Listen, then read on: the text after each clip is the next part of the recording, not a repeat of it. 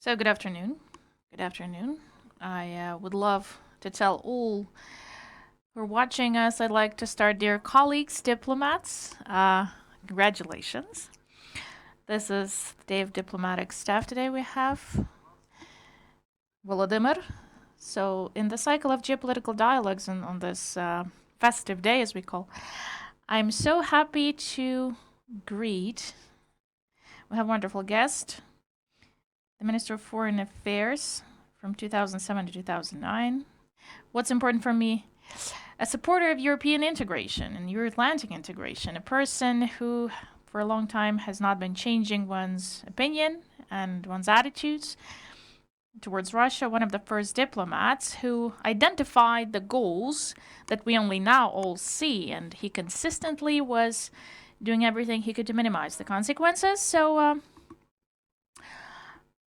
Volodymyr, I would love us to talk today not only about the diplomacy, not only about, let's say, today we have this holiday, even at wartime, it's not the first year, so we'll talk about it, of course. But I do hope that this conversation will be about the vision and strategy, and how can we just look beyond the horizon from the standpoint of the model. Security model, national security model, and how to do it. But first, I think that you have to say something on the day of diplomatic step. Oh, yeah. Thank you, Valerie.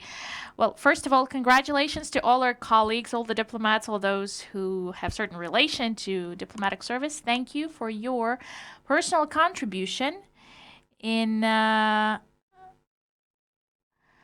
Thank you for the personal contribution, because thanks to you as well, today Ukrainian diplomacy is well known in the world. We're finally visible. We finally reached the highest points of the global diplomacy. We're there, and of course, due to the tragic situation. But I know that today, in any part of the world, in any part of the globe, thanks to diplomacy, Ukraine is well known today everywhere. So, my warm greetings, my warm. Congratulations to all my colleagues, and I take the word colleagues in a broad sense. So, look, do we have to exclude the parliamentary diplomacy from the diplomacy as a general concept?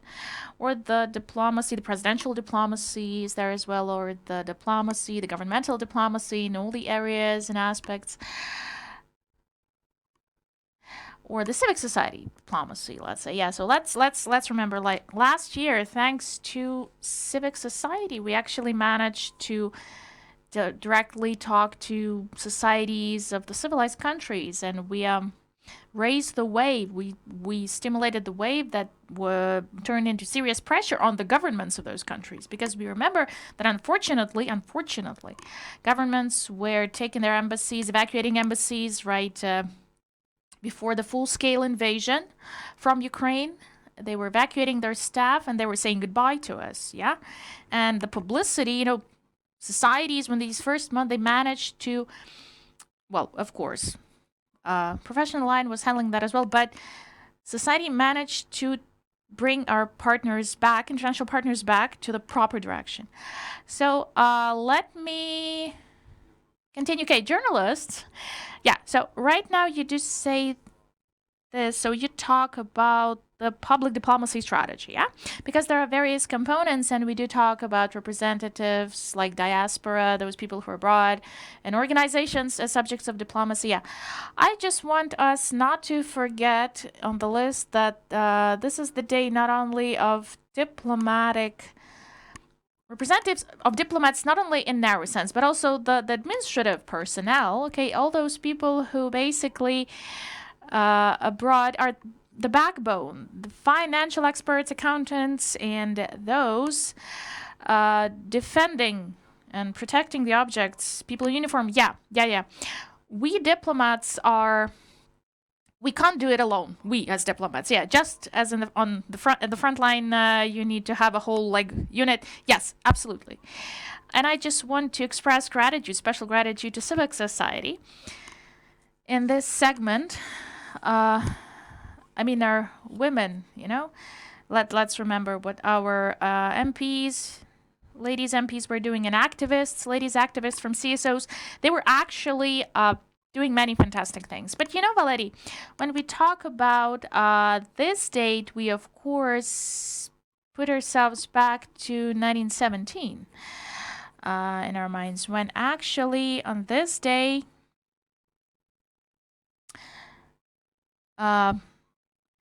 the, let's say, concept of MFA was established. Yes, a similar institution. Serhiy Shulgin led that institution, Ukrainian diplomat, and yesterday one of his publications, written in 1935, an emigration, was presented. It was written in French, and it wasn't even translated. It hasn't been translated at all, and into Ukrainian as well. So yesterday this wonderful event took place, and the presentation took place.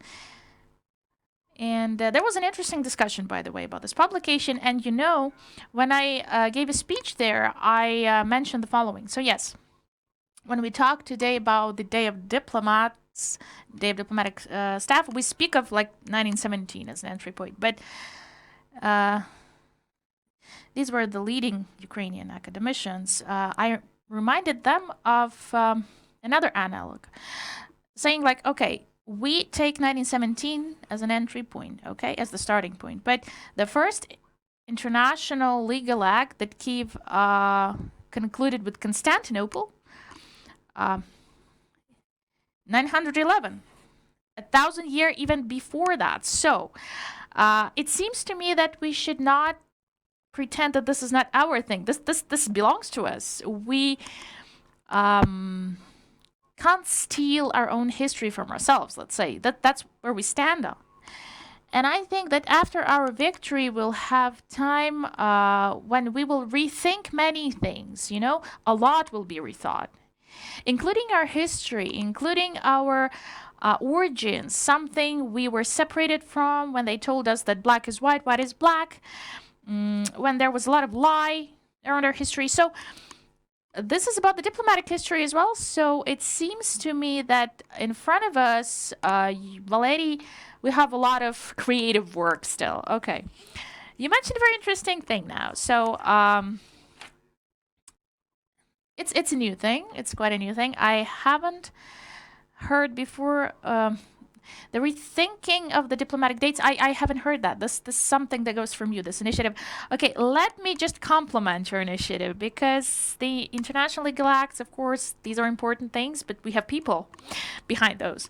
So this will be a subject of discussion. But back then, what diplomacy was about, representative of the state abroad. Okay, this person we may consider at that time one to be a diplomatic representative, like an ambassador, yeah. And our women, remember, Yaroslav Mudry times, those who were in France and different countries of Europe. And this is like recorded in documents. We even have monuments. And Putin, again, was trying to steal that as well, as he steals everything. This is a fact. It's a documented fact.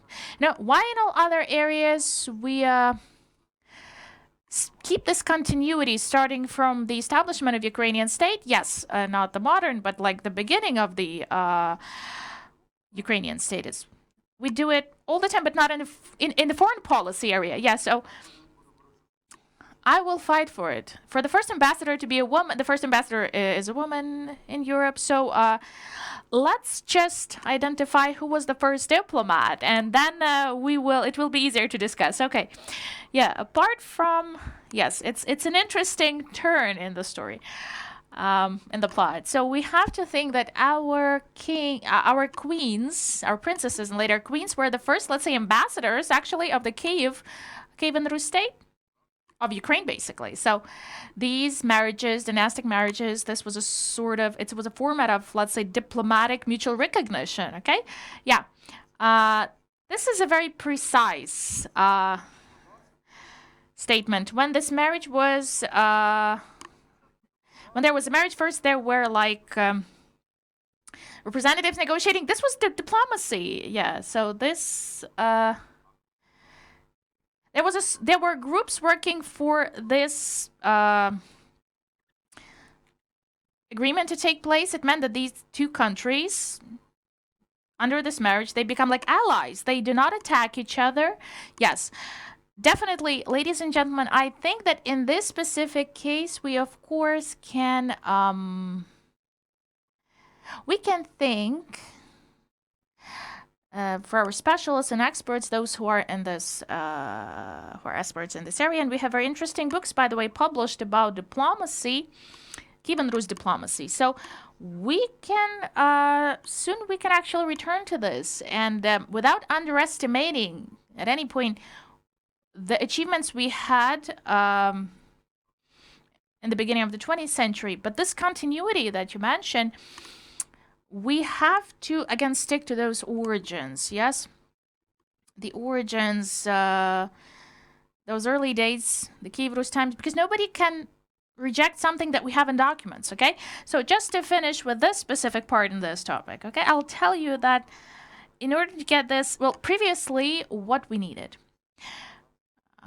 before the 1914 war and before the 2014 war and before the full-scale invasion, many people were conservative, saying the dates cannot be changed, you cannot change anything. And it's not like changing the dates, yes? It's just about telling the truth. Christmas, we brought our Christmas back, yeah? So we just have to bring the normal conditions back. And you know this, I remember not so long ago, I had some experience, even in International Relations Institute, yes, it was hard for me to approve the thesis topic that I had, Ukraine as international subject, 1917, 1920. Thanks to Mr. Butkevich, I managed, but one professor, I will not mention the name, he was like radically against that. He said there wasn't any Ukraine back then, like we cannot talk about it. In 7 years, he had the thesis with the same title in 7 years. So yeah, he knows who I'm talking about, but in 7 years he just took the same topic, the same title. So it means that he rethought it. There was some rethinking, and it's important to set the bar for the Academy of Sciences, to set the bar. Institute of National Memory, experts, historians may study this, but if the bar is set for the understanding by the state policy, including the historical heritage policy, then it goes in a different way. So there must be a task to Academy of Sciences, actually, and specialized institutes to check this. Yes, we have priority topic as defending ourselves from Russia, but also protecting ourselves from this Russian attack, from their attempts to steal before destroying us, just to stealing our symbols. Yeah, just stealing our symbols. And historic memory is one of the things we fight for, seriously. You remember Russians, I don't know if this can be confirmed, we can see that 4 missiles we had with 4 monuments in Kiev, trying to hit these. Volodymyr the Great, Shevchenko, 4 prominent figures like Grushevsky, the first president of Ukraine, in modern history. So this was obvious. This was obvious that they were trying to hit the monuments because like 20, 15 meters. But this was the location, the destination, and just these were calibers. It's an expensive missile. It's not that cheap, to use that. And they did it, actually. So this is quite meaningful for them. So we have to find a response, decent response. And we will. Valery, we will. I think that we truly are destined to rethink the previous events, rethink everything, give the answers to questions that we were maybe sort of ashamed of giving or respond. So we were just afraid of giving. You speak of some academicians, but there was certain pressure, and they had like orders they had to perform. People were living for decades in that paradigm. So yeah, if it stays in your mentality, if it's there in your head, and people who saw that the idea failed, neutrality idea failed, You lost your illusions many, many years ago. Yeah, you didn't have those. Like, we've been there for a long time, at Bankova, I remember. I know your attitude. I know your opinion. You were actually fighting. You were trying to keep Russians from bringing nuclear weapons and aircraft to the country. You were sticking to that position. And we managed to stop the intentions. Then the bridge that they were trying to build, it's a long story. Lushkov, remember? When was Lushkov? When there was Lushkov, they wanted to join the continental part with Crimea. You remember? Maybe not, but it was really weird to read. And I asked a question. They had why they were justifying the bridge that they wanted to build a pipeline. Ask what kind of a pipeline, like oil pipes, what to do with that, like pumping this to Crimea, it will not go through Crimea if it's about oil to Europe. Yeah, you know what they said? Maybe you remember that. They spoke of alcohol to produce alcohol and to transfer it. In Crimea, they will make some wine or whatever. I was laughing like, is that the best option? So we can definitely see what they wanted since the very beginning. Like, it sounds funny, but not quite funny in our reality, because these intentions were there for quite a long time. And back then, you consistently were trying to break these, even in the conditions when I can tell this. I also had some illusions that the friendship agreement and partnership agreement, cooperation agreement that we had in Moscow, they didn't want to take the format that we asked. Article 2 and 3, where the sovereignty and territorial integrity were guaranteed to Ukraine. A lot of opponents there were beyond MFA, not Putin's time, but Yeltsin. Putin wasn't even considering this. But we thought, like, okay, we sign it, and now we just... we allowed them many things. We allowed many things to happen. There were people who said that this is not temporary, and it worked like that, of course. It turned like that. How many efforts there were from you when it was 2009, I guess, back then, when you came to Moscow, 2008? The Black Sea Fleet. Well, you started in 2008. When I was the first deputy, yeah, I had the negotiations. They had to withdraw the fleet, and what they said, we cannot, because in Novorossiysk we don't have place where to bring the vessels. When they were intimidated, Novorossiysk. Now it's in Novorossiysk. Valery, you reminded me of one interview that I had, an interview with a journalist, and a long interview. Next week it will be published. And he asked me, like, what was the hardest moment for you in your diplomatic career, let's say? I told him my hardest, mentally, it was the hardest moment when I signed documents regarding the placement of Black Sea Fleet, Russian vessels in our territory. I was in the administration back then. We prepared all those documents with the participation of all those who had to sign it, including me. But this was a political decision and a legitimate one. And I told the reporter yes, and we actually did it. Not only me, but Ukraine as a state did it just in exchange of what you said. In exchange of getting the agreement where it clearly told that Russia recognizes for the first time since Bogdan Khmelnytsky's era that Ukraine is an independent state and recognizes its territorial integrity and will never intend to take it as a subordinated territory. So it was a compromise, a sort of compromise, like saying, okay, we give you for 20 years, we entitle you to use the Black Sea, the sea bases and ports, and all in Crimea, but in return, we get something which is a big challenge for you, and we accepted it. But I agree with you. We all were in a big illusion, in a big bubble, that Moscow can stick to statements one was signing, and we forgot the words of Bismarck that there is no document signed by Moscow that is worth the price of paper they used to sign it. So this for me,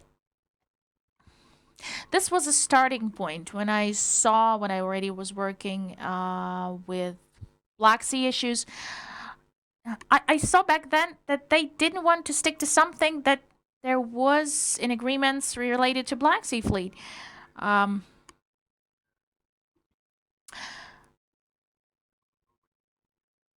they did not even consider Sevastopol as a place where they basically rent the space. They had their patrols in Sevastopol, and when for the first time I've seen that, mm, I had shock. I was in such a shock, and then at the meeting in city council, I was very loud. I was asking like locals like what that was, what that meant. So what surprised me back then, Valeri, uh, is that Sevastopol city council saw nothing bad about it. You know, it was okay for them. Yeah, I just want to tell one thing, that they controlled the movements. There were intentions, there were tools, and they say that Ukraine was not present like in Crimea, maybe in economic strategy, but cutting that off and controlling the trafficking of ammo, withdrawal from the port. Yeah, that's what was done. We were doing this already. Yeah, we were doing this already when we actually saw this complete uh, chaos, we had in Crimea in the context of the Black Sea Fleet. If we put aside the military aspects. When Lushkov in the center of the city is opening basically a Russian HQ.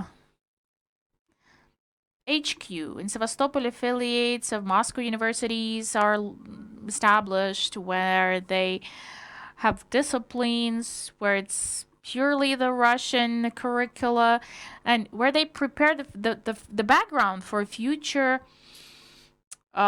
sabotage against Ukraine. And when it comes to Black Sea Fleet, when they started saying that we have to leave the place, and we had this information from our intelligence service, only then when we told them that, dear friends, okay, you have in Sevastopol, you have a couple of, certain number of objects, all right? Okay, stay there. And when you need to relocate from one to another, give us a note, a letter, to Ministry of Foreign Affairs, and we, together with MOD and MOI, we will consider that letter, and we will give you maybe an answer in 4 days. And they understood that what it meant for them, that this was the end of the festival, as we called it, and then they started sending letters to Moscow that we need to rebase, relocate to Novorossiysk urgently, because otherwise we'll not be able to function properly here. And we asked a question like, okay, guys,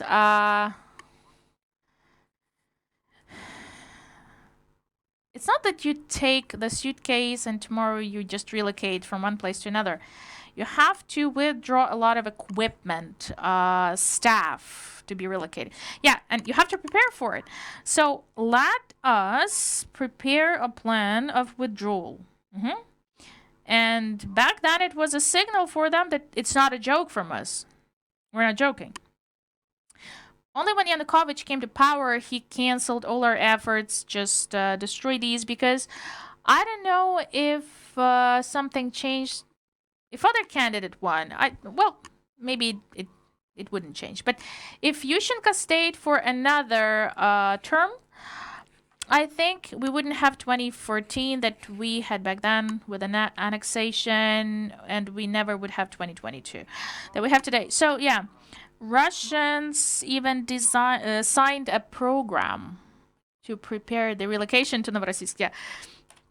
There was a funded program. They never completed it, but the money were allocated. So at that moment, it was an absolutely real thing that you can put some pressure And then when Yanukovych came to power, not only Yanukovych, and I was witnessing this in the ministry, like an insider. You do remember the foreign policy of Ukraine changed? And for example, like 5 years passed, and when I read those documents, in fact, Ukraine had to enforce these. These were prepared like in Moscow, these documents drafted in Moscow, not just refusing from NATO and the EU.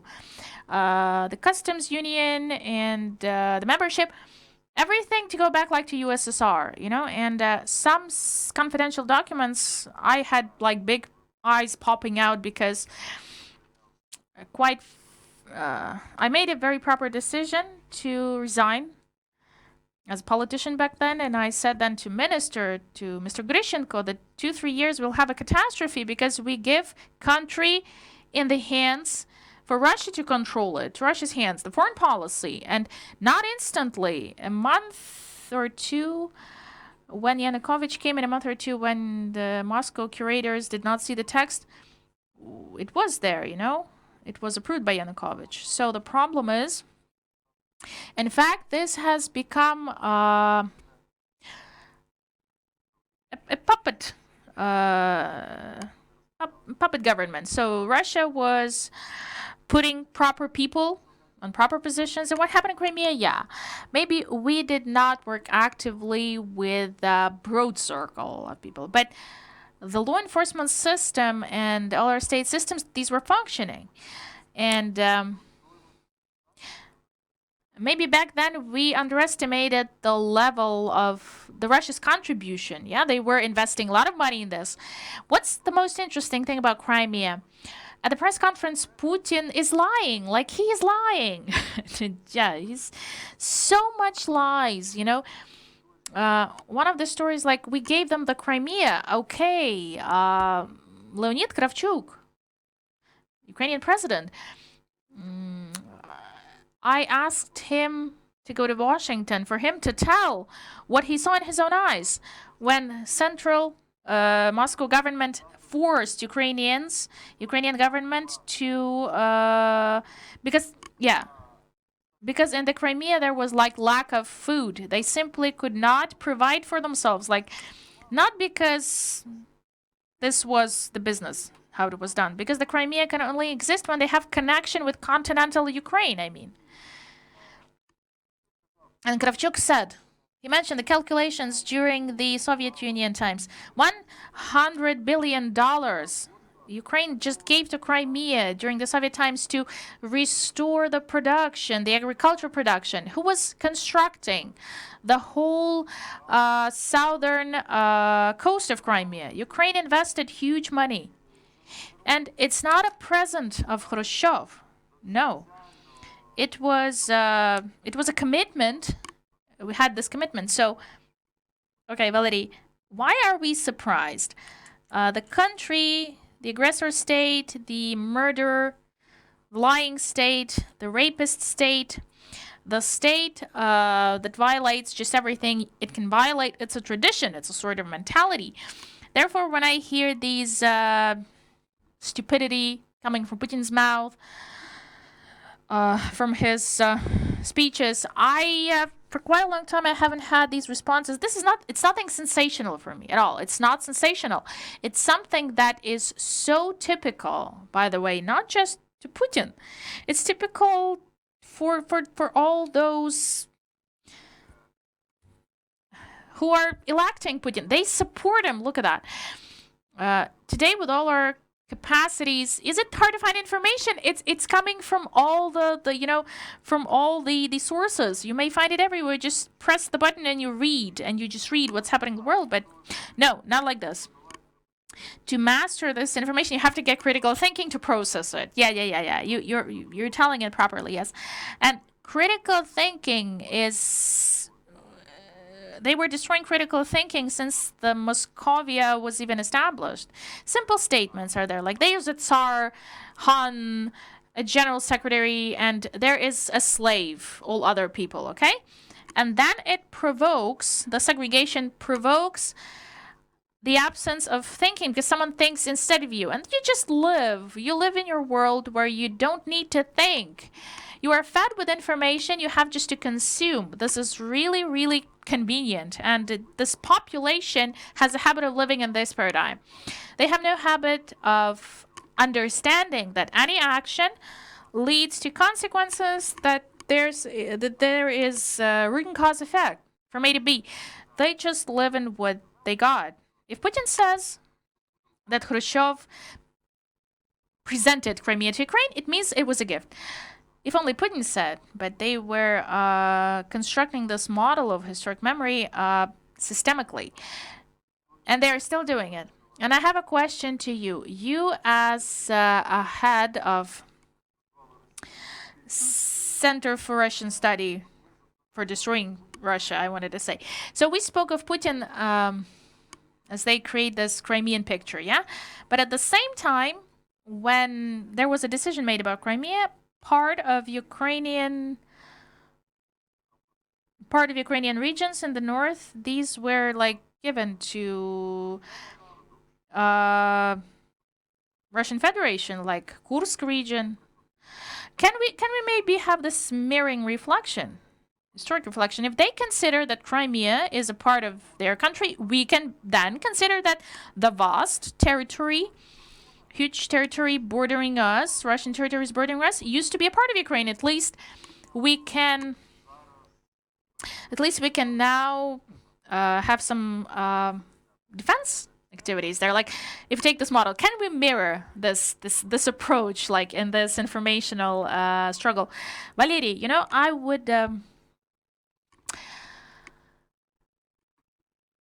I would take a broader picture, because the processes that will take place in Russia after we get the victory at the front line, I believe in this. It doesn't matter how loud some Western people are that everything stops, that there is no chance for us to win, that we have to think what we'll do when we lose. Okay, this is like a separate story. We'll talk some other time about it. But I think that when Russia starts falling down, it will start disintegrating, because this is objective process. It's internal political process in Russia, regardless of what's happening outside. The outside factors, external factors, are strengthening internal problems. Then there will be a question, what I've been talking about, the right to self-identification, but not the right for territories, but the national minorities, the peoples living there. Look, why do we refuse? We don't refuse, I mean, but we don't object. But the general political idea, including the West, why they think that Russia is an integral subject that cannot look differently. Why? Volga Tatars, Adyghe people, Chechen people, Evenki, all these minorities. Well, constitutional structure in Russia, it's federal. It's like federal. Well, it's colonial, not federal. But speaking about this, if it goes to that, and I think it will go to that, it will be there. So the part of the modern Russia's territories, which used to be Ukrainians once, will have this right to claim if they want to create like a new entity, or coming back to those territories where they were taken from. So above my table I have a map, on the wall I have a map that was given in the beginning of the last century. It was published, and our delegation used it at the negotiations. Yeah. Azov regions, Kuban, yes. We've seen the part, very natural when it comes to European security, when the zone, not the conflict zone, but this is clearly delineated. Yeah. So I would now maybe not go too far. Let's go step by step, with step-by-step approach. And look, now in Kuban, they speak Ukrainian in villages, it's true. They call this language, they don't call it even a language, maybe. And sometime on TV, they have these videos when they're like surprised what kind of language is that. This is Ukrainian, but they are so stupid they can't even understand that these people, locals, use Ukrainian. It's changed a little bit because of some factors, but we don't. But we understand this language because this is ours. They can't. And they call it not even a slang or argot. Well, they call it in a weird way. But the spirit of these people, these are basically still Ukrainians. If we listen to what they say, sometimes they call them, like chachli, but this is a Russian tradition to use this insulting word for Ukrainians. This is a very insulting word, but their ethnicity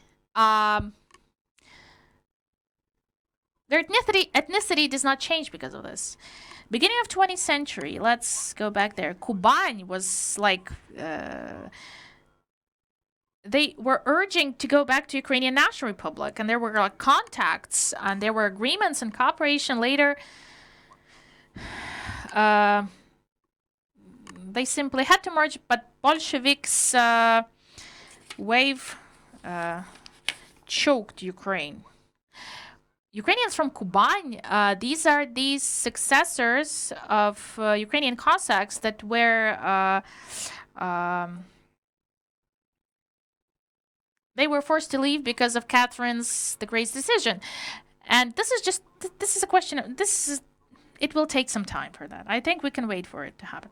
Okay, if we start talking about this when it comes to Russia, I even remember like 2 years ago, this was like, okay, if it destroys, or previously people said it would not destroy, but we even saw like the Soviet Union when it was falling apart.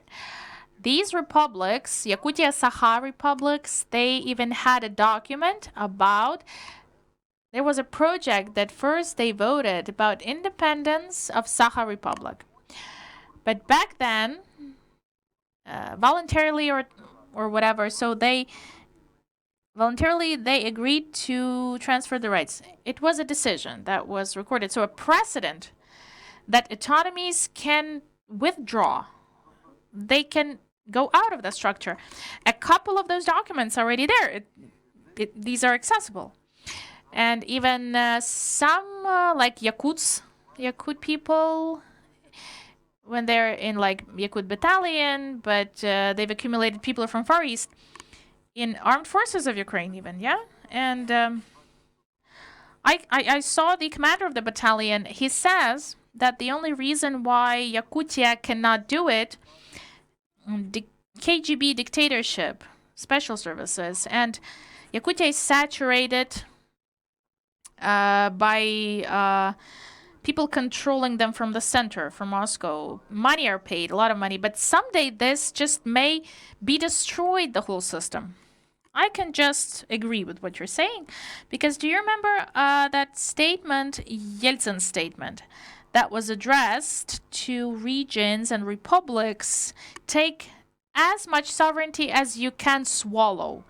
And he used to be very vivid with his statements, and vibrant, and they heard it actually. And you're so right when you say that a couple of republics, Tatarstan, Bashkortostan, Sakha, and other republics, when they put it in their constitutions that they're independent states within the framework of future Russian Federation, like modern federation as we mean it. And back then, Yeltsin's advisors were afraid. They said, like, okay, we have to stop with all this because Russia will be destroyed. It will just break. And the later Yeltsin statements show us that these republics were losing their powers. Gradually, these powers were taken from them. So Putin finished this process because he realized that if this goes as it goes, he said that we cannot have so many presidents in my country, just one should be there. As Putin said, this is the discussion. This is discussion with President of Tatarstan. He was a president. Bashkortostan's president, Tatarstan's president. Yeah.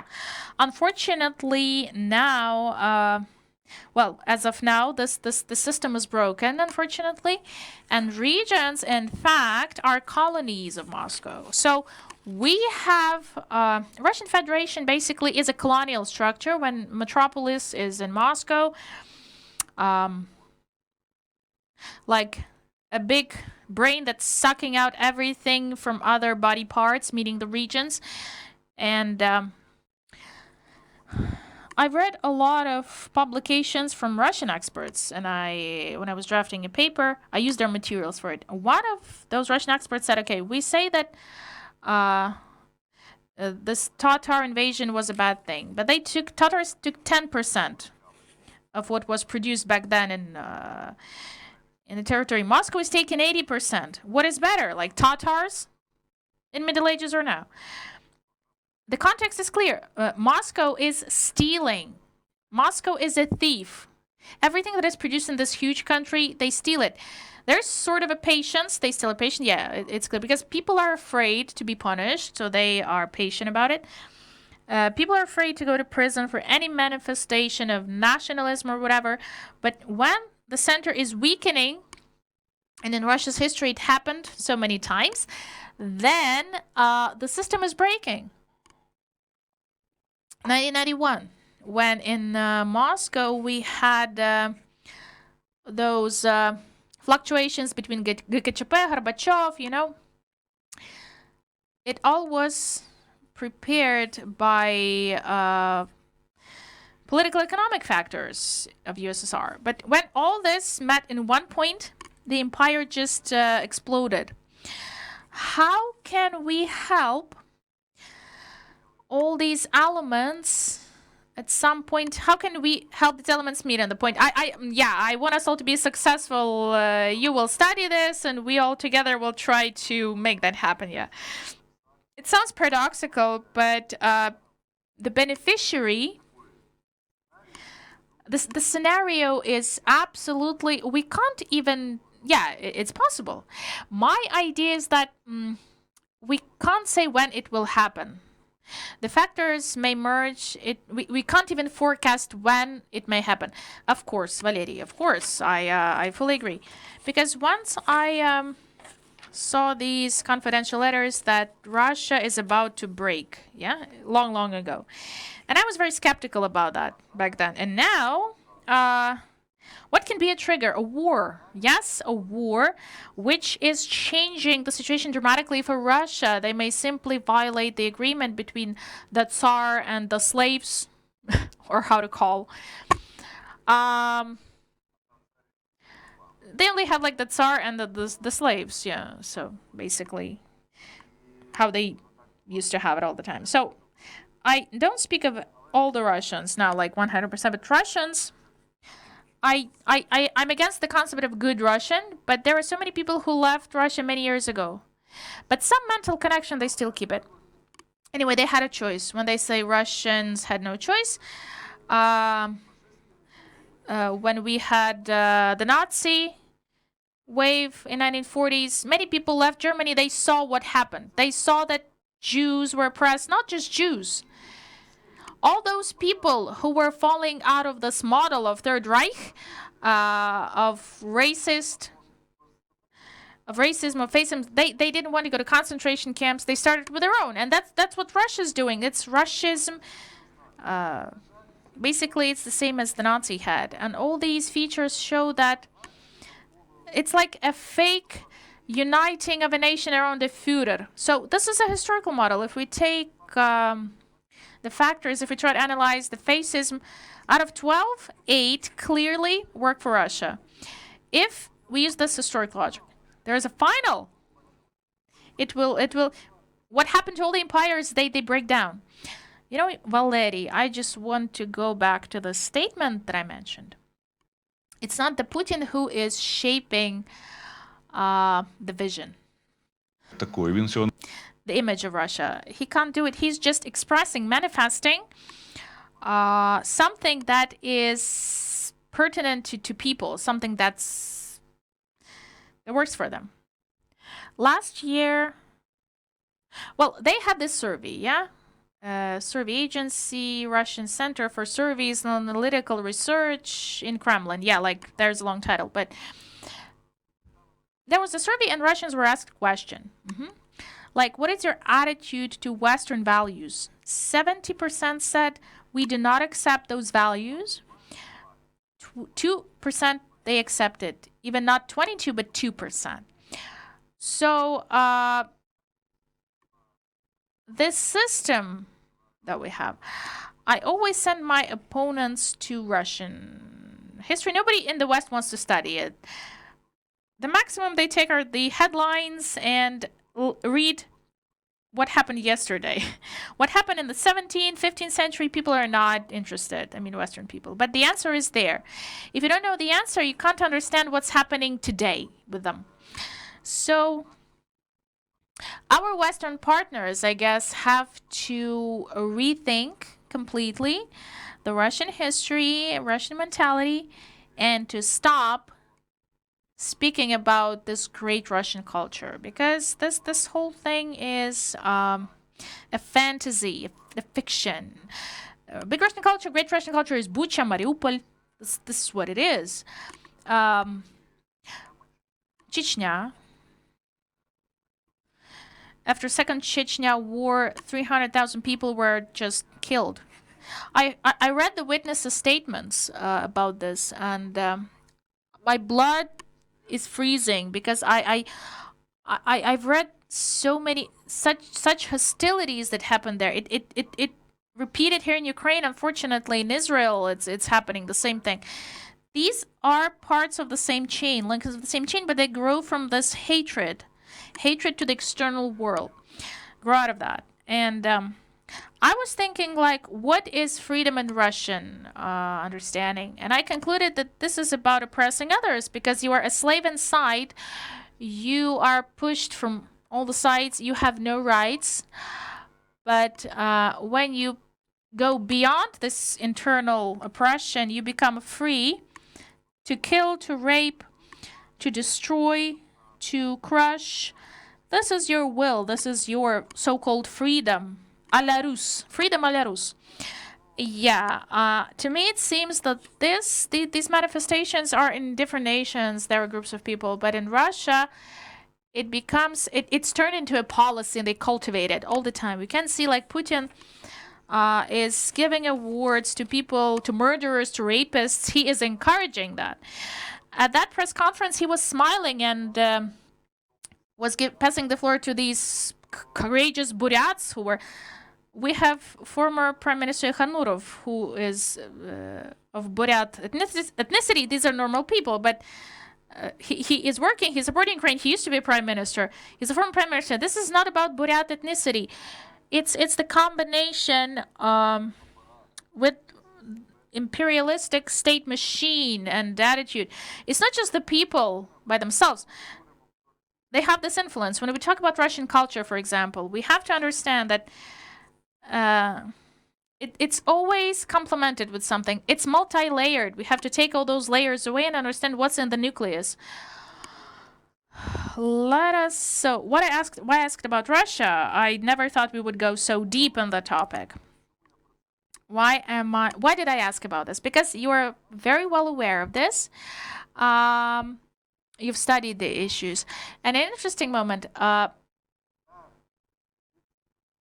I'm trying more and more. I'm supporting this idea that Ukrainian-Russian war, in the sense of complete victory, depends on the change of the regime in Russia or its destruction. Even when we reach the borders, it will not be a solution. Even the NATO membership, the security umbrella, it solves many problems, but does not guarantee. We may have stupid things as well back then. So my question. We can't now say when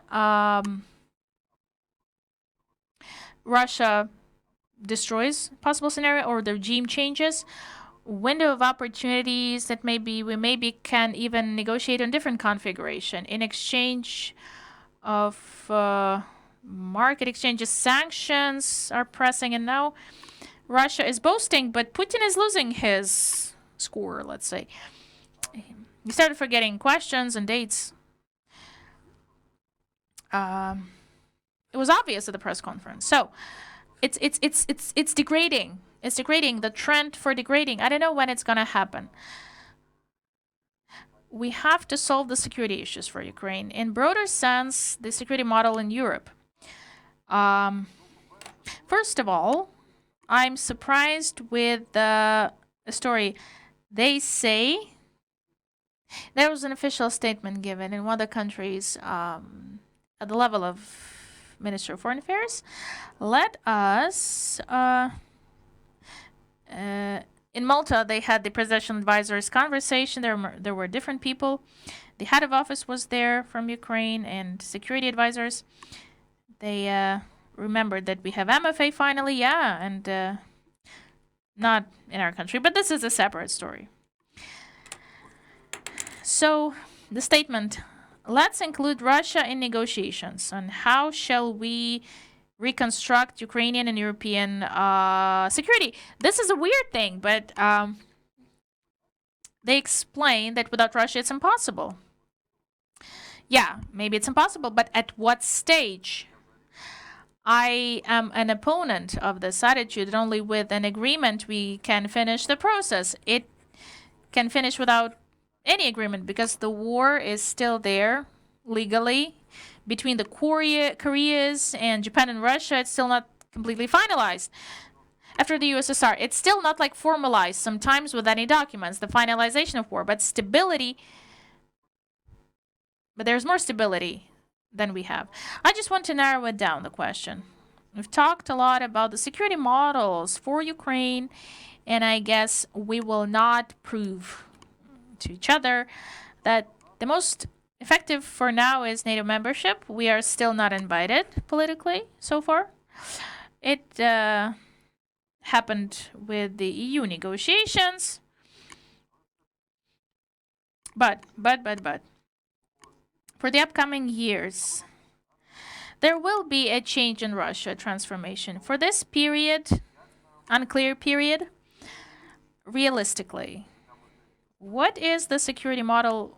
What realistic model can be? What tools, maybe, something we don't discuss because we talk at the level of present government. We're saying that NATO is the most desired. It's in the constitution. In practice, our government is doing different things like security guarantees, but unfortunately, these are not guarantees, but just deepened cooperation. Maybe we have. How can we find something now if guarantees in these agreements, even if we sign it, there will be no guarantees? But NATO, maybe we will not be NATO. What to do? Yeah. What to do after the occupation? All right. How can we secure? What wall should we use to isolate ourselves from this? Okay, you used the word wall, and I remembered the presentation of the book, the yesterday's presentation. I forgot to take the book. I'll give it to you, of course. We can have a separate presentation of the book. Yeah, sure. And Shulgin says there that, unfortunately, we, young Ukrainian state, he was writing it back in 1935 in emigration. We were not able back then to counteract this,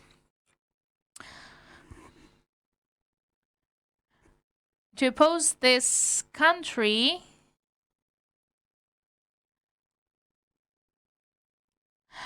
He uses a very bad word for it, I want to repeat. And we have at least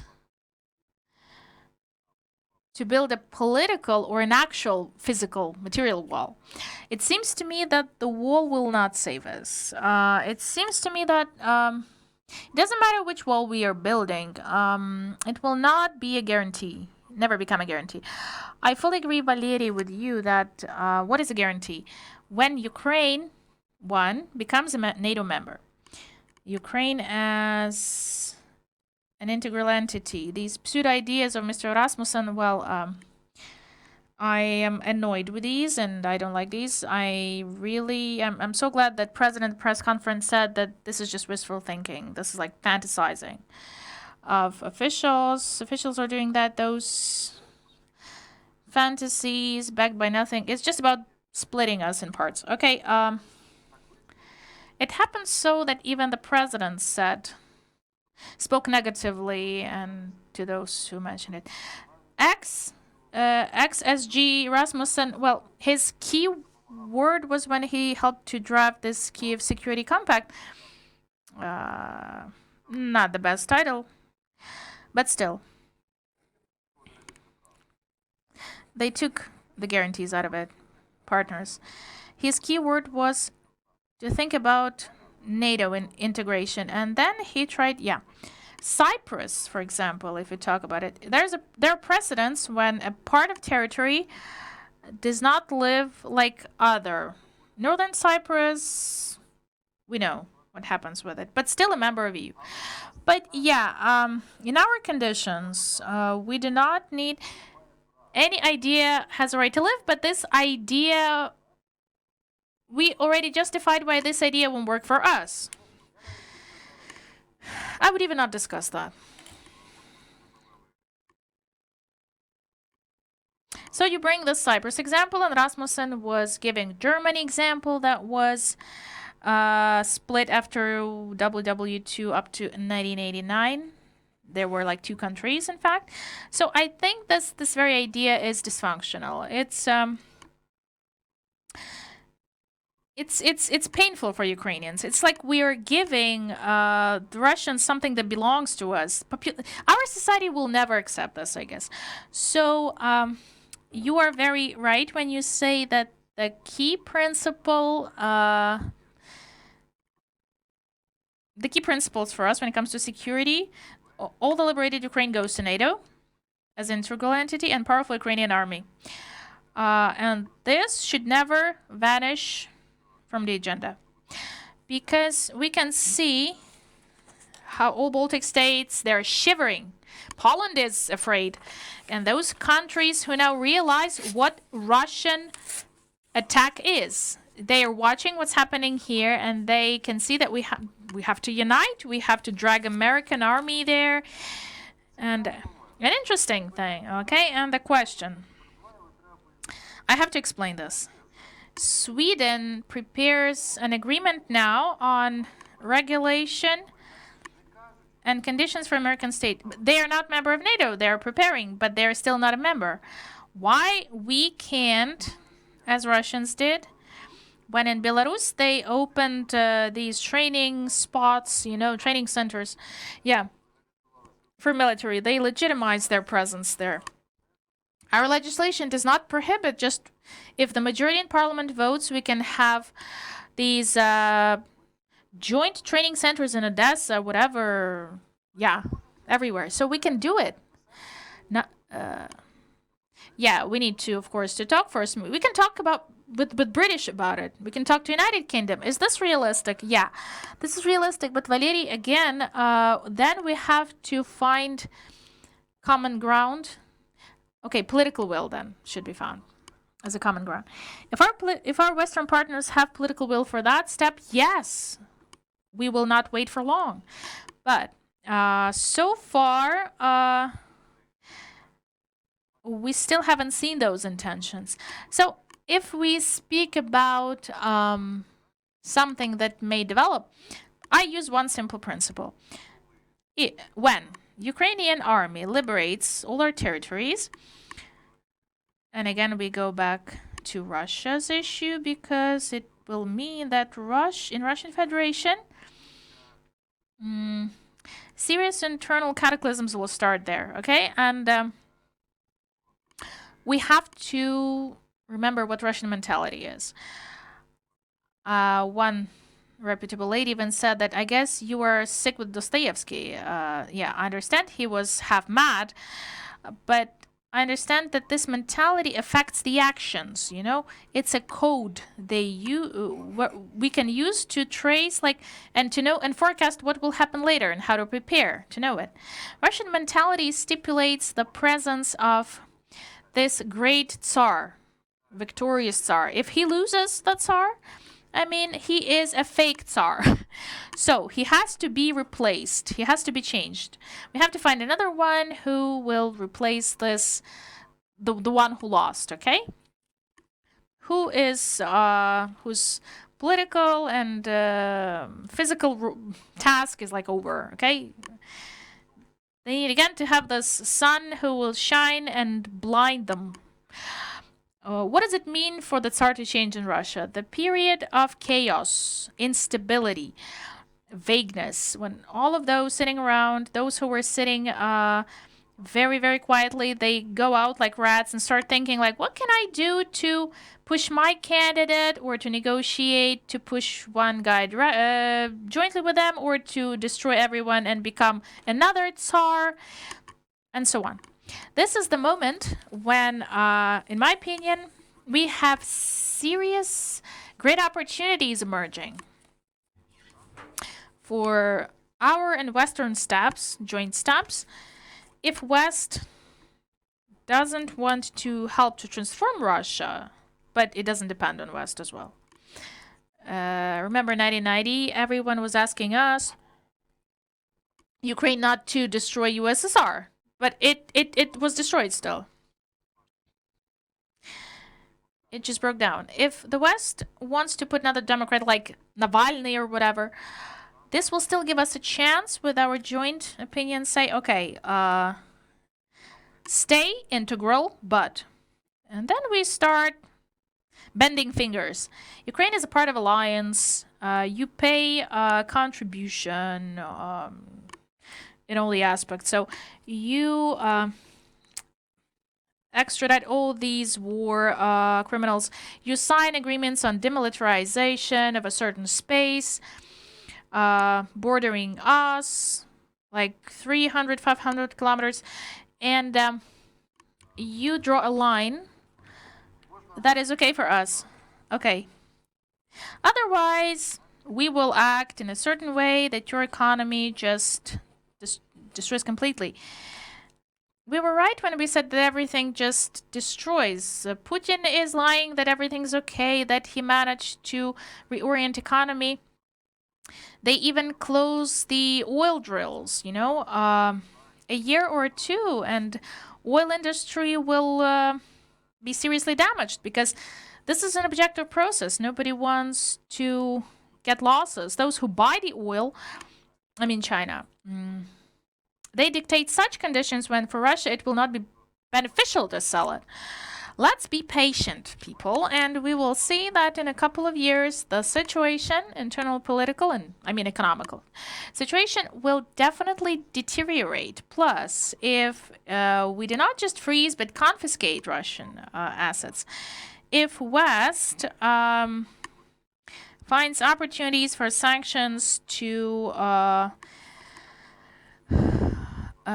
get 80-90% of its effect, then Russian economy will just...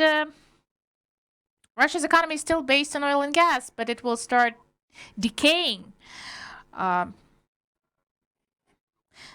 Oil and gas are still the key sources for Russian economy to thrive. If this part is seriously damaged, then very serious internal economic and therefore political problems will arise.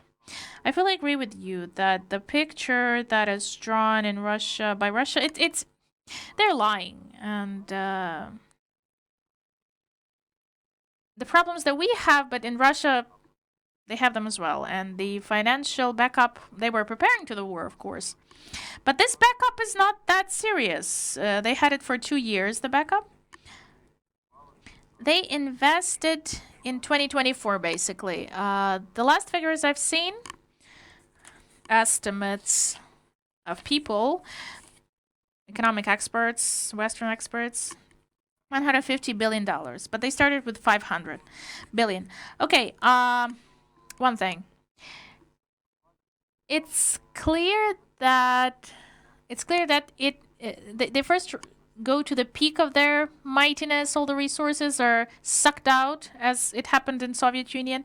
Nobody forecasted, but it was obvious where resources went. Buran was launched, and the space industry, military program.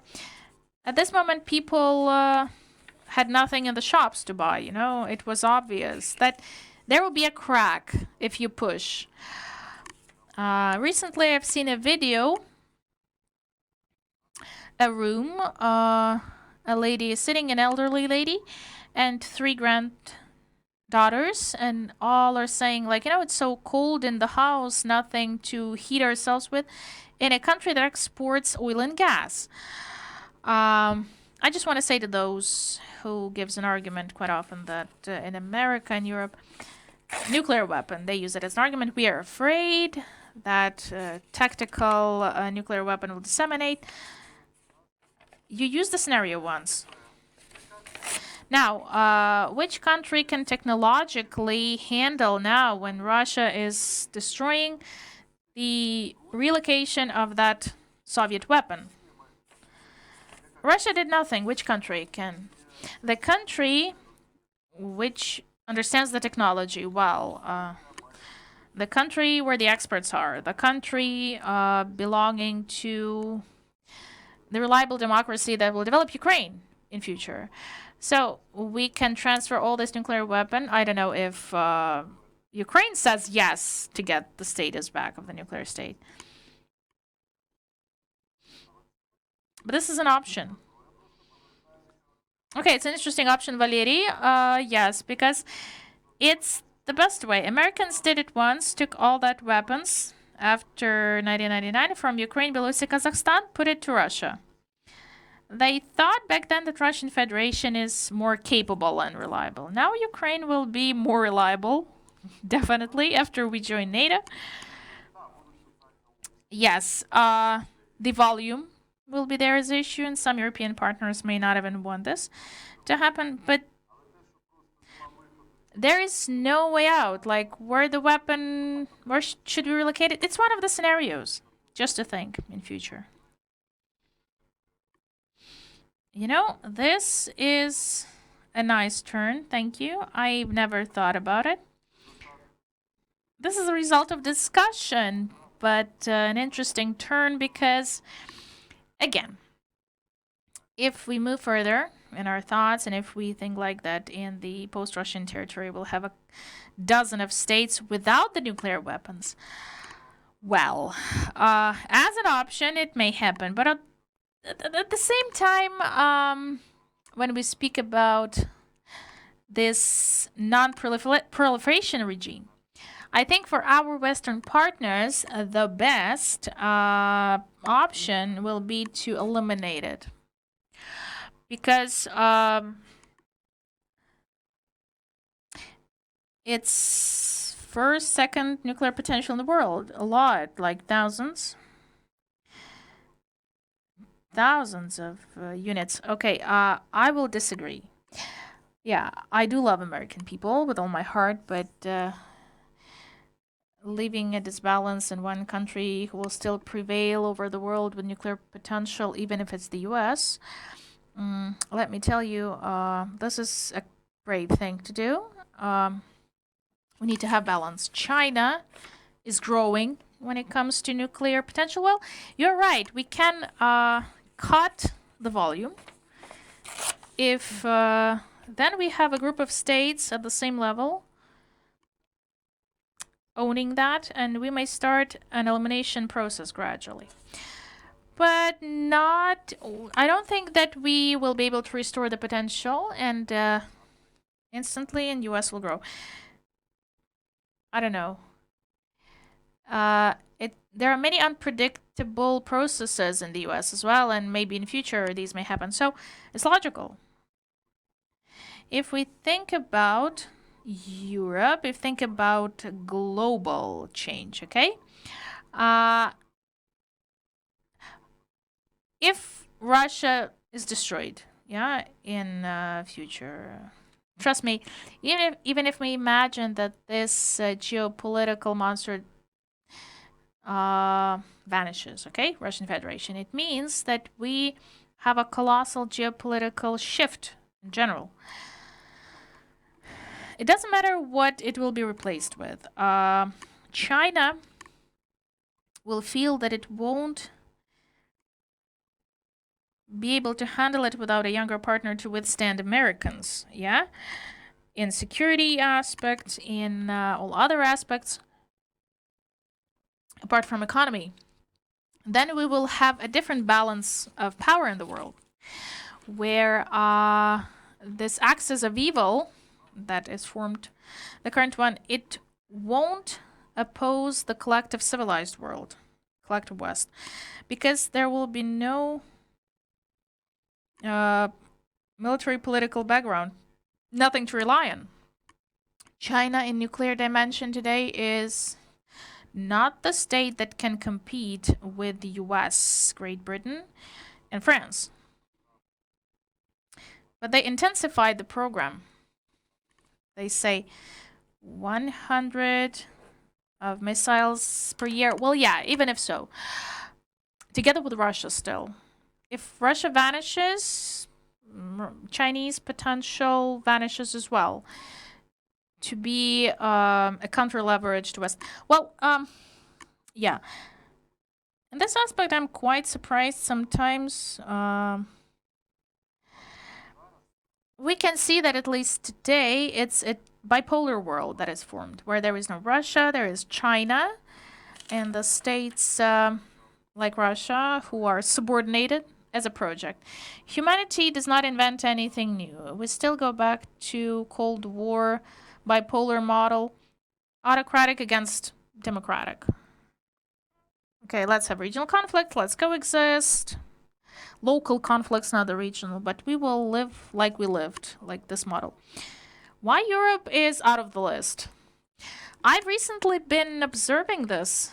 Putin quite often speaks that Europe is weak, he's humiliating Europe, he's rude, and it sits deep in him, deep inside. But the role of European states in Russia's development, in Moscow's development, Moscovia is still Moscovia, okay, deep inside. But this all was brought from West, from Europe. The culture, I mean, the actual culture. So without the broad horizon, can Europe go back with Ukraine's participation as a player, big geopolitical player? Is there any option for the nearest 15 years at the same level of China, with China and US? In security aspect, no. My deep thought. So look what is being done with the armies of Western Europe. They finally remember that they have to lubricate their Leopards because they can't be even they can't move. In Germany, people I know tell me that you push us a lot. That's fair, but Bundeswehr is dysfunctional. Okay, we use what they give us. It's not because of the lubrication, but yeah. We can't blame them. No. I'm not blaming them. I'm not blaming, of course. I'm just saying, I'm stating the obvious. Speaking of what the political, what is the technical condition of this military potential, the technical dimension of European security, they need still years to reach the level, the proper level for something to shoot, something to drive, something to move, to protect, and so on. I mean, the equipment. Americans in that aspect still stay, they still are a country that will lead. They have all the innovations in military aspect, yeah, and they have programs for years and years to come. Europe is far behind, I guess. It's a generational gap. If we speak of the economic aspect, it's different. Of course, if Ukraine joins European Union,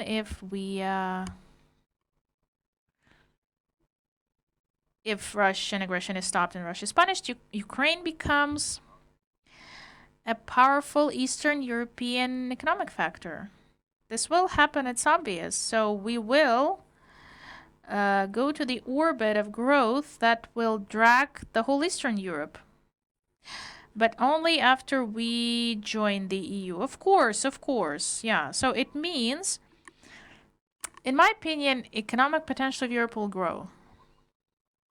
we can become a driver of everything that's going to happen in the eastern part and maybe influence the so-called Russian part. But later, this part may shape new economic zones. Belarus, definitely. These will be just the elements of new economic growth spaces. Why can't we have those concepts emerging? Black Sea, Baltic cooperation, economic cooperation, it's logical. These can push the economic growth forward. We don't know what's going to happen in post-Russia. Maybe they will have a couple of adequate structures. Southern territories, Stavropol region, agricultural region. Of course, it's about growing the economic potential for the region if they become autonomous or whatever. So economically, it's possible. But lack of this military dimension, it seems to me, will push the Europe down a little bit its role. So economic center, yes, but military, military in global sense, I think that Europe will not reach it. The pacifism that we've seen in opinions from many states, expressed by states, is still there. They don't want to be hostility zone, okay?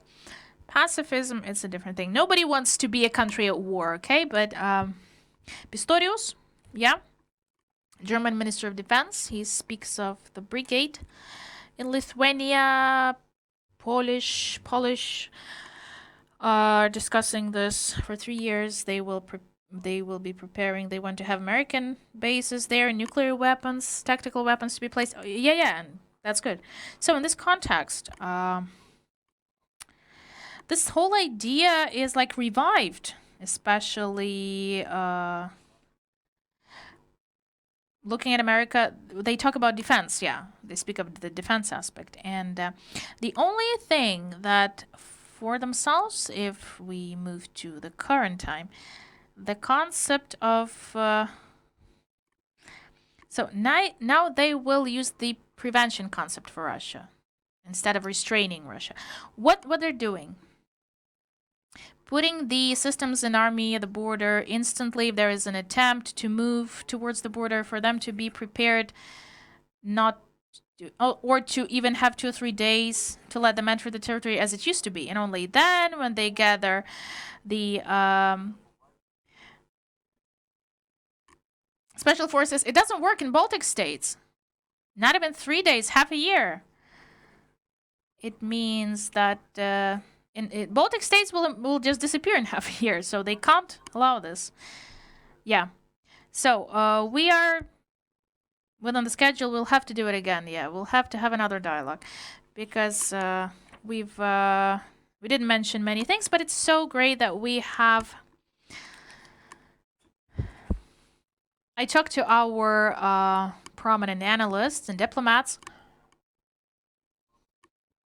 But I haven't discussed the Russia just like I discussed it with you. Just to finish, if you have a minute, I think that it will depend a lot on what the opinion of partners will be in the West. Yesterday, at one event with many MPs, I spoke of it. I answered a question. They asked me, what was the biggest failure of Ukrainian diplomacy this year? I said, in my opinion, the biggest failure was that we couldn't change the attitude of Western countries to Russia and to its future.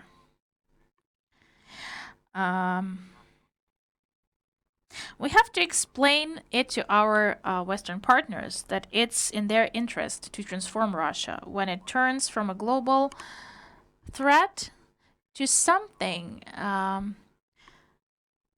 that can be used as a territory of specific partnership with no threats coming to all of us from that territory. Yeah, if we will be capable of changing the vision of Russia's future. And if we destroy their fear that Russia's decay will give them a lot of economic benefit. We just have to show it in the calculator. We just have to calculate to show them how much income they will get from new independent post-Russian territories. Much more comparing to what we have now. And then it will accelerate this movement to global changes.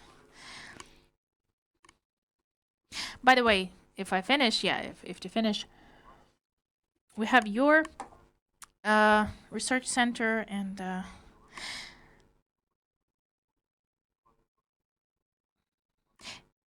if we want to give advice on transformation, we need to have a lot of evidence. It must be evidence-based. We had the Institute of Russia once. My boss was there. Razumkov established the institute. There's no such institute, research institute. Your center, NGO, is there. National Institute of Strategic Research had the center. Now it's non-existent. And to be honest, our level of understanding the Russian processes is weaker. The enemy understands us better. Yeah.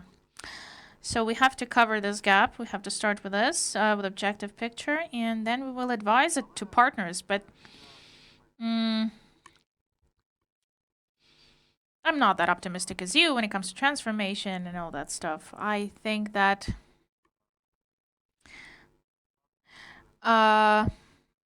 we are just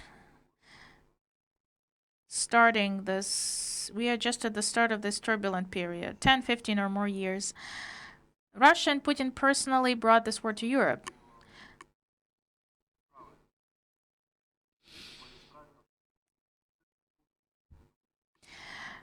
It's a stupidity.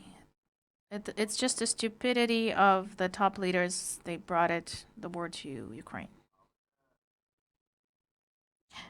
There are some global spots in the world, like Southern Asia, Pakistan, India, nuclear weapons. 2 Koreas we have, okay, with with very unpredictable Northern Korea. You know, the islands around US. It was logical that something was there, but this stupidity of Putin, his personal stupidity. These erroneous thoughts that brought the war to Europe, but some may be, I don't want those to be surprised who said, like, look what's happening now. I understand what's happening now. We've had those stages in our history, hard stages. Yes, maybe we look very optimistic in this discussion, but what we base ourselves on?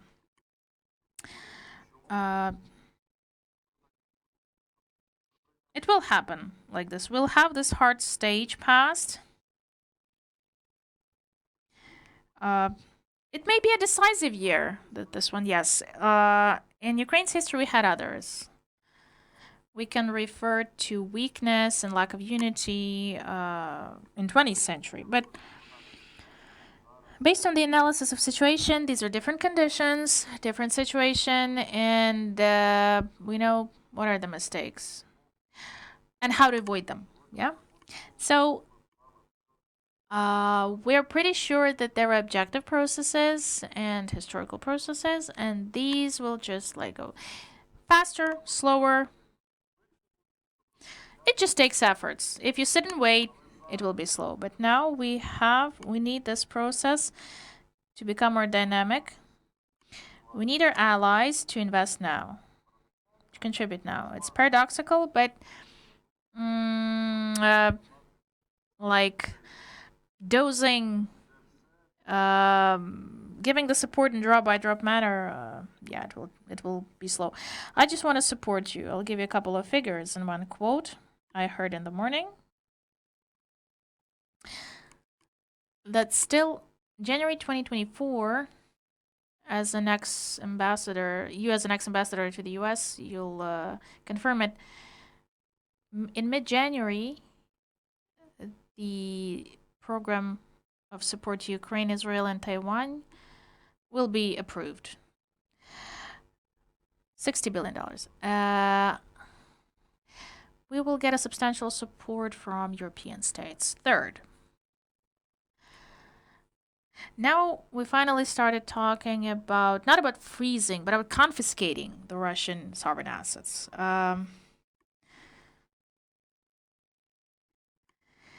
Up to $300 billion in average.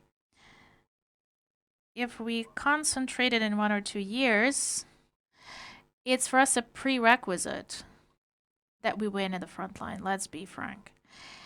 If with this money we can buy something that we need to win Russia at the front line, the situation changes very fast. And I truly believe in this. That is why my forecast is a little bit more optimistic.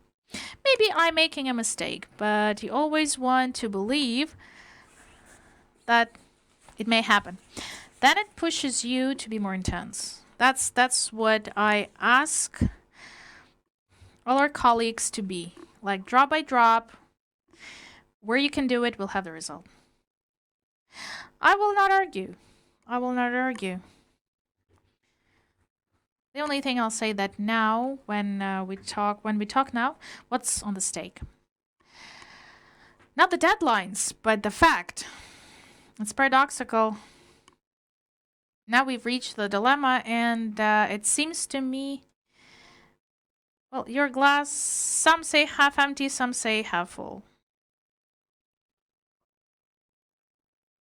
It's not even a share, it's a global thing to decide. So Joseph Biden and the administration invest in this whole success story next year. If they contribute to it, they need it. And we have serious discussions now then. Political experts say one thing, advisors say other thing, but Joseph Biden, as a wise person, he will make this decision. Many people think that, it's discussed all the time, the border problem.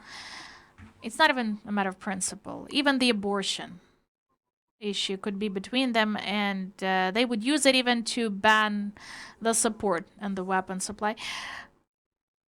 The reason, if we speak briefly, letting Donald Trump to enter the campaign, for the acting administration to find a compromise with him, that he's now in the court proceeding. I'm pretty sure that if he becomes a candidate, he'll win. So this is at the stakes. So we'll wait. We won't influence the situation. This will be their internal decision. But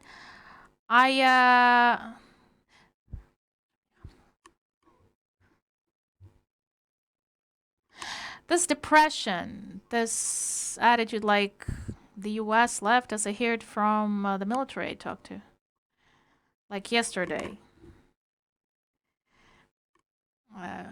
People have these short vacations, and this is an error. This is a mistake. U.S. will support us politically. Rammstein is there. We have Germany, 8 billion, Japan. They spoke like we had nothing, but now it's there. Now they still found it. Let's not forget about our military industry. It finally starts functioning. So we have to think, it's a separate topic. And Pakistan is producing something. It's open information. And one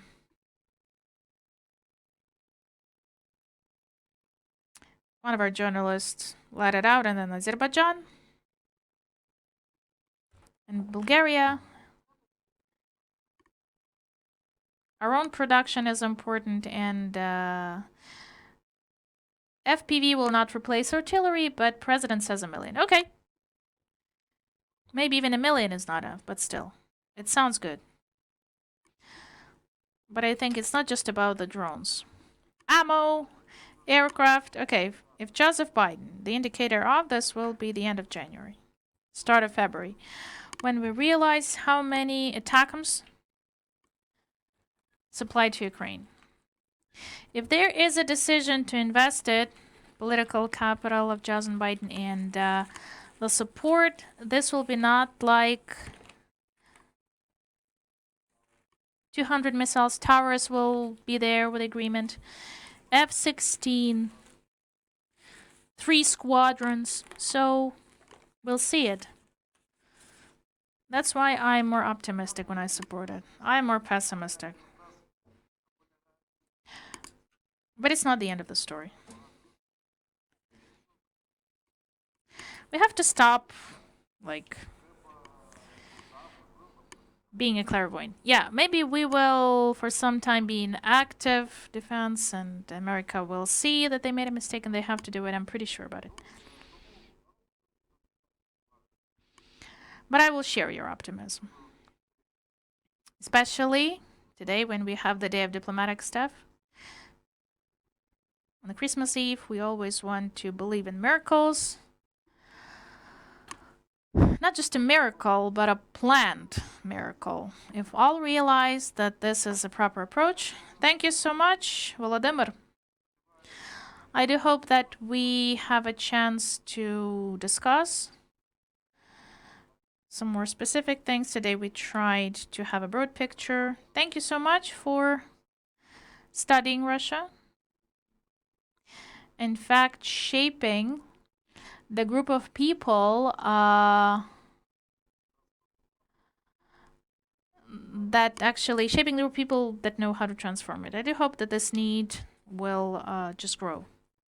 I'm pretty sure about this. 2 years ago, you were one of the diplomats. Speaking of that, now you have a whole group of people surrounding you, your allies. Your vision is even more rational, I think, than 2 years ago. Yeah, thank you so much.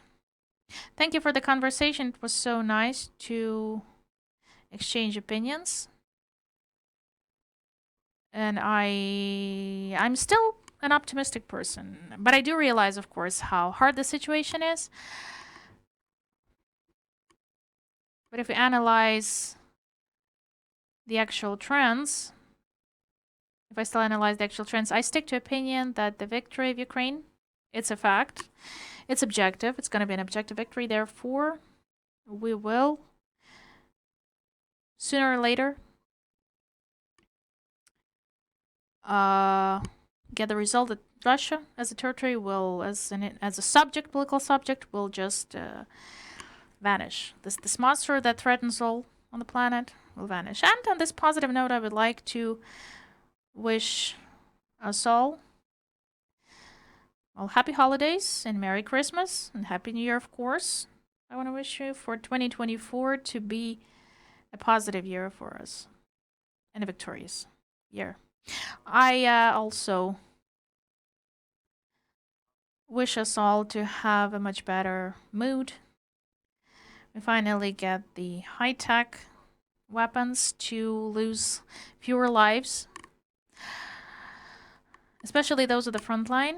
Please stay strong, and my gratitude. Thank you for giving us this opportunity to discuss this, and thank you for opportunity to forecast the future. You give this opportunity. Like 2 years ago, we thought how to survive. Now we think about transforming Russia.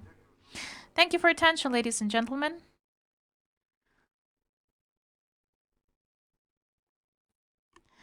Thank you. I think we'll continue in these roundtables. In Ukrainian Crisis Media Center, we'll have the discussion. We'll continue it. I heard a lot of new things today. This conversation generates new ideas. They may sound absurd today, like with a nuclear weapon or rethinking the historical heritage. We need to put it in practical dimension.